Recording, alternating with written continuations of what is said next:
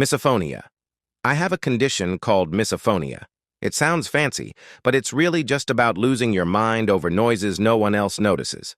That said, I've always hated small, repeated sounds that drive me crazy. Throat clearing, pen clicking, chewing with your mouth half open. You name it. To make it worse, I live alone in a quiet apartment. Here people nod but don't talk. Nobody asks questions and nobody complains. It should have been perfect, right? Nope. At least since that Monday night.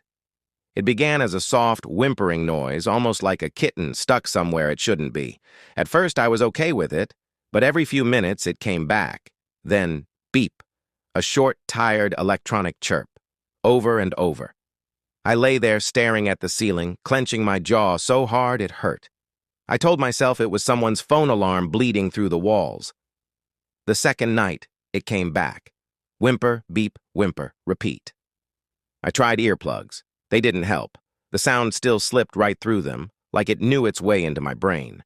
I even pressed my pillow over my head and whispered, "Shut up," to an empty room, rolling in my bed. Then I gave up. I turned on the TV instead, searching for some background noise just enough to drown it out. Click, a SpongeBob episode was on.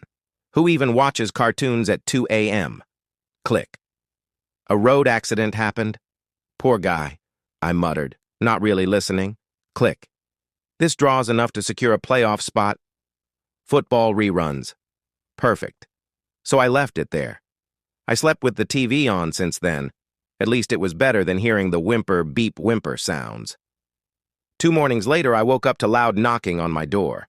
When I opened it, the hallway was full of people, building management, police, emergency services. They asked if I'd noticed anything strange. "No," I said immediately, still half asleep. "Nothing." They went to the unit next to mine. I stood there while they forced the door open. The moment it cracked, someone screamed.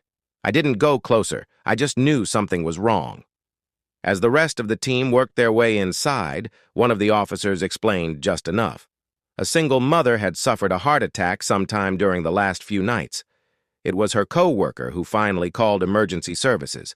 As she was dying, the baby monitor was on, transmitting weak beeps through the walls mixed with desperate whimpers from the baby. No one else heard it, and I wasn't stupid enough to say that I did. I didn't ask about the baby. Really, I didn't want to know. So, before they could break any updates, I quickly locked myself in my room. That night, the TV was off, and the apartment was quiet again. I hate having misophonia. But I hate myself more for being cursed with ears that couldn't ignore noise and deciding that silence mattered more. Make sure you like and subscribe for more daily